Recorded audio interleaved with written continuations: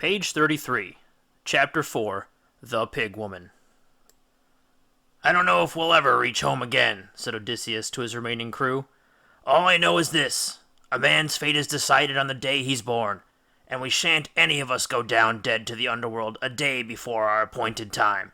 So stop that crying. 2 days is time enough to spend crying. We have done what is expected. We have called the names of our dead friends 3 times across the ocean so that they shan't go down nameless into the underworld. Now we must turn our minds to the wives and children waiting for us at home. We must find out where in the world's round, blue sea we are." The men stirred, wiping their tear-streaked faces. They looked up at the sky, but it was one low white fret of mist, and even the sun did not show through. At night there were no stars. Navigation was out of the question. "Land!" called the lookout. "Where? How can you tell?" "I can smell it. I can hear waves breaking on a beach." And so they beached, not knowing whether this was mainland or island. When the sky cleared that night, the constellations were unfamiliar, strange beasts prowling in unfamiliar sky. The men shivered at the thought of meeting yet another race of cannibals, lotus-eaters, or monsters. A path led inland from the rear of the beach, and keeping close together, they followed it. Odysseus glimpsed a stag between the trees and went in pursuit, killing it with a single arrow and carrying it back to the ship across his shoulders. Laying it down, he ran after his men to catch them up, but he could not do so before they reached the farmhouse.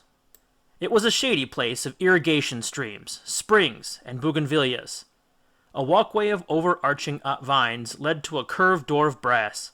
As the men approached, the doors swung open in welcome, ushering them into a shade of a dining hall.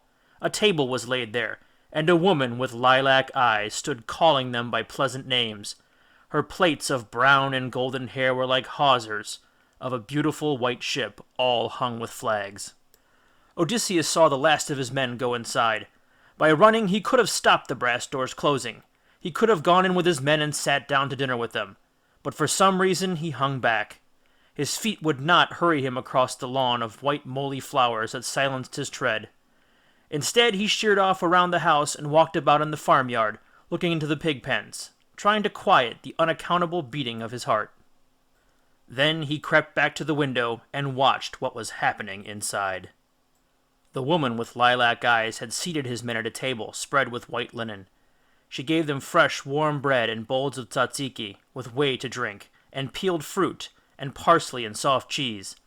At least it looked rather like parsley, that sprinkling of green. She gave them wine, too, and more wine, and then... Odysseus dared not close his eyes, although what he saw was too horrible for one pair of eyes to witness alone. As they ate, she walked round the table, round the backs of their chairs. She carried a willow wand, plaited like her hair, and as she passed each man, she knocked him about the head with it, gently, as if she were teasing. But it was not teasing. Each man's legs at once began to shrink, until he rolled on his haunches and could not keep his balance in the chair. He would reach out to steady himself, but his arms had shrunk too. No hands at the end, only hooves. And the men fell out of their chair and into their suppers, their snouts in their suppers. Snouts, ears, trotters, and curly tails splitting their tunics. They were pigs, every man of them. Pigs! The animals in the pig pens in the yard set up a nightmare squealing and racketed against the bars. Odysseus ran back round the house, thinking to break down the brass doors, thinking to cut the long-haired woman in pieces for what she had done. But once again his feet would not speed him across the soft lawn of white moly flowers. It was some time later that he knocked on the door and was welcomed inside by the sorceress Circe.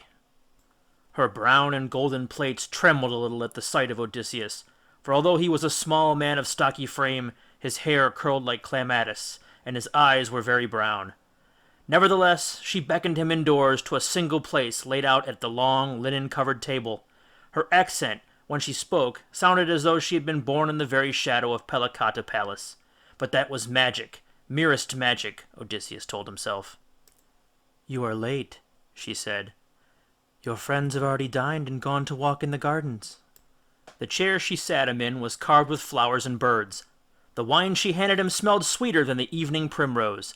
The meal she laid before him, tzatziki and olives, peeled fruit and cheeses, wine, honey, and fresh warm bread, reminded him of meals taken with his queen, Penelope, in the shade of Pellicata's vineyard.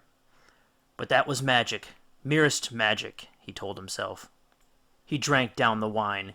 He ate the food, even the small green herb like parsley, and then he sat back and wiped his beard with a linen napkin.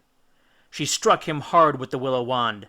It raised a red line across his cheek. She said, "Handsome or not, no foul man must be allowed to keep his shape on Circe's magic isle. Now get to the pigsty with the rest." "No," said Odysseus, putting his feet up on the table. "I said, and I said no." He took out his sword and calmly thumbed the blade. "You see, lady, on the hour I was born, some friendly god or goddess cloaked my heartbeat with wisdom. That same wisdom taught me that the little white moly flower is the antidote to many a magic potion and poison." And he spat out the petals he had pouched in his cheeks. "Now, before I kill you, you have one last magic spell to speak, madam. Give me back my men, or you will indeed be sorry that you were ever born." "Odysseus!" He was taken aback by the sound of his own name in the mouth of a complete stranger. Circe sank to her knees in front of him and laid her head on his knees. "Odysseus, on the day I was born, a prophecy was written, that one day I should be overpowered by Odysseus, king of Ithaca. I cannot choose but love you. It is my fate. I pray you can find it in your heart to love me just a little in return." And she began kissing his knees passionately. "Lady, please! You have just turned all my comrades into pigs. Love is not the word to describe what I feel." At that, she took him by the wrist and pulled him to his feet, rushing him into the yard with her willow wand outstretched ahead of her. She fumbled with the gate of the sty, and, as each pig dashed out in a frenzy of squealing, she wrapped it across its bristly back. A moment later, 45 shivering men crouched whimpering in the yard, their hands and feet all clogged with mud, and pig swill clinging to their beards. They would have mobbed Circe and killed her where she stood, but for a terror of her willow wand. Circe, meanwhile, was kissing Odysseus's curling hair. He dodged away, blushing. "Next, lady, you can tell me the latitude of your island, and where I should look for the dog star. This quarter of the sea is strange to me, and I must set course for Ithaca." Circe knotted her hands in her long, shining plaits and burst into tears. "Oh, don't leave me, Odysseus! Stay with me! 100 years I've waited for you! And though it is my fate that I should love you and lose you, I won't let you go so soon! I won't! I won't!" Odysseus was in a quandary. His solitary ship was in tatters. His men were exhausted. Out there, beyond the bowers of Circe's magic garden, the god Poseidon sat seething on the seabed. Even so, Ithaca was waiting, a kingless kingdom and a lonely queen. "I insist, madam. Tell me how I must steer to reach Ithaca." "I can't," said Circe. "The gods have forbidden me to help you." Odysseus gave a cry of exasperation and turned away, making for his ship. "Wait! If you stay with me for 1 month, I'll tell you how to find that and more. I'll send you to someone who knows the past, the future, and the truth, and will tell you all three." "A month?" "A little month," urged Circe, and her white hands were already unbuckling his sword belt and loosening his tunic.